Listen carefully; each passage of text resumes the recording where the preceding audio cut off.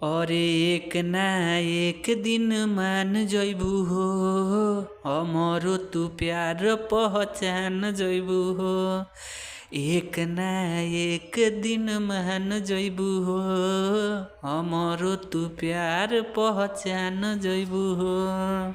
नमस्ते, प्रणाम। एक बार फिर से दिल से आप लोगन के राइटर ऑफिशियल चैनल में आप सब लोगन के स्वागत बा। हम आप लोगन के छोट भाई जयकी राज आज बहुत ही हिट गाना लेके आयल बाटी। हमके आशा ना पूरा विश्वास बा गाना बहुत ज़्यादा ही आप लोगन के पसंद आई। प्यार मोहब्बत के गाना बहुत ही साफ सुथरा गाना बा हमार भाई। और ये गाना के ट्रैक बा कि बिगहा के बिगहा तहरा नामे क दे हम। तो यही ट्रैक पर हम लेके आयल बाटी। जे भी भाई के गाना गावल चाहते बिल्कुल गा सकला, कोनो भी दिक्कत ना हुई हमार भाई। तो चलिए, अगर आप राइटर ऑफिशियल चैनल पर नया हैं तो सब्सक्राइब कर लें। चलिए बिना टाइम वेस्ट के लिए शुरू कर लिया आज के वीडियो। सबसे पहले लड़की बोलेगी, हाँ काहे पड़ल बाड़ो हमारा तू पीछे, जान जाई भाई लागी हमरो के पीटे, हमरो के पीटे। अरे काहे पड़ल बाड़ो हमारा तू पीछे, जान जाई भाई लागी हमरो के पीटे पीटे। लड़का बोलेगा कि हमारा शरीर में आपन जान पैबू हो, सच कहतानी इतना मान पैबू हो। एक ना एक दिन जान जइबू हो, प्यार हमार पहचान जइबू हो।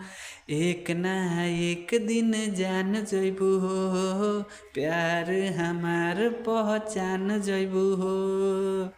चलिए बिना टाइम वेस्ट के लिए शुरू कर लिया। फर्स्ट अंतरा लड़का बोलेगा, हाँ जाने से ज़्यादा तुझसे प्यार करी ले, सच कहिले तुहे दिल में धरी ले, दिल में धरी ले। उसके बाद लड़की बोलेगी कि जानो तहनी तू हमारा के देब फसाई, दूसरा के चक्कर में जइब भुलाई। लड़का बोलेगा, हरे मांग के देखो हमार जान पैबू हो, दिल के सारा और मान पैबू हो। एक ना एक दिन जान जइबू हो, प्यार हमार पहचान जइबू हो। एक ना एक दिन जान जइबू हो, प्यार हमार पहचान जइबू हो। तो चलिए लास्ट अंतरा के तरफ। अगर आप लोगों के कोनो डिमांड हो के हमारे भाई अपन डिमांड कमेंट करिए। आपके भाई के वादा बा कि आपके डिमांड पे गाना जरूर आए, चाहे सैड सॉन्ग, भोजपुरी, ऑर्केस्ट्रा, चाहे जैसन भी अगर आपकी डिमांड हो तो आप कमेंट करिए। आपके भाई के वादा बा कि आपके डिमांड पे गाना जरूर आए। अगर राइटर ऑफिशियल पे चैनल पर नया है तो राइटर ऑफिशियल के सब्सक्राइब करें। अगर पर्सनल सॉन्ग लिखवाल चाहते स्क्रीन पर आपका नंबर शो करते हुई 8756090687 ये हमारा पर्सनल नंबर बा।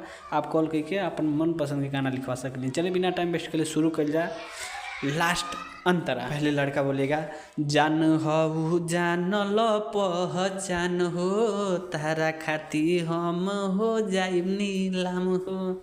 लड़की बोलेगी, हाँ सुनो जोई की राज हम जान गईनी, करे लो तू प्यार हम मान गईनी। लड़का बोलेगा कि प्यारे करे जा सुबह शाम पैबू हो, तोहरे ला लइका बदनाम पैबू हो। एक ना एक दिन जान जइबू हो, प्यार हमार पहचान जइबू हो।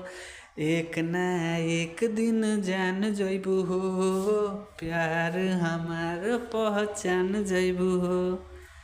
तो वीडियो कैसन लागल कमेंट करके जरूर बताइए। मिलल जाए से नेक्स्ट वीडियो में, तब तक खातिर धन्यवाद।